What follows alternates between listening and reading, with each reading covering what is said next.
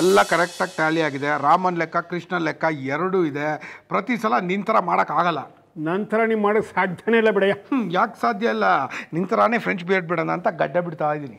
ಲೇ ಹತ್ತಿ ಯಾಕೆ ಹಂಗೆ ಒಸ್ಕಾಗ್ತಾ ಇದೆಯಾ? ಕೊಡಿಲಿ. ಹೌದಾ? ಯಾವ ಚಾನಲು? ಓಕೆ. ಯಾಕೆ ದಿವ್ಯಾ, ಏನಾಯ್ತು? ಸಿಂಗರ್ ಸರಣಿ ಕೊಲೆ ತನಿಖೆಯಲ್ಲೊಂದು ರೋಚಕ ತಿರುವು. ಕೊಲೆಗಾರ ಸಂದೀಪ್ ಅವರನ್ನ ಬಂಧಿಸುವ ಕಾರ್ಯಾಚರಣೆ ವೇಳೆ ಪತ್ತೇದಾರಿ ಪ್ರತಿಭಾ ಅವರಿಗೆ ಗುಂಡೇಟು ತಗುಲಿ ಆಸ್ಪತ್ರೆಗೆ ದಾಖಲಾಗಿದ್ದಾರೆ.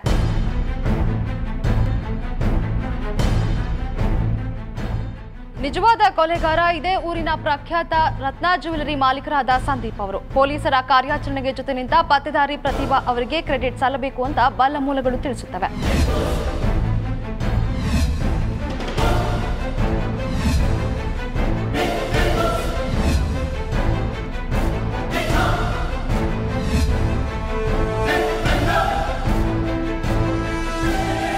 ಸಾವು ಬದುಕಿನ ನಡುವೆ ಹೋರಾಡುತ್ತಿರುವ ಪತ್ತೇದಾರಿ ಪ್ರತಿಭಾ ಅವರು ಆದಷ್ಟು ಬೇಗ ಗುಣಮುಖರಾಗಲಿ ಎಂದು ಆಶಿಸುತ್ತೇವೆ.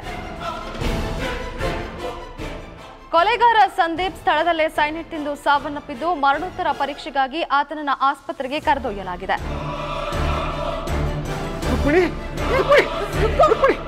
ದಿವ್ಯಾ, ನೀರು ತಗೊಂಬಮ್ಮ. ರುಕ್ಮಿಣಿ,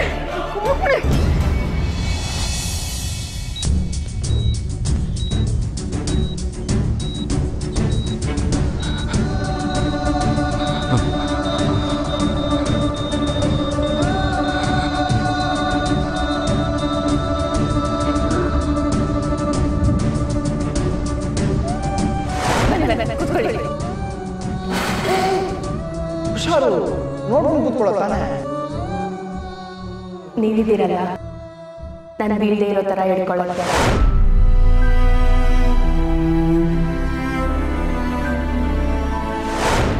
ಜೀವ ಕೊಟ್ಟಿದ್ದ ದೇವ್ರಿಗಿಂತ ಜೀವ ಕೊಟ್ಟಿದ್ದ ನಮ್ಮ ಡಾಕ್ಟರ್ನ ತುಂಬ ನನಗೆ.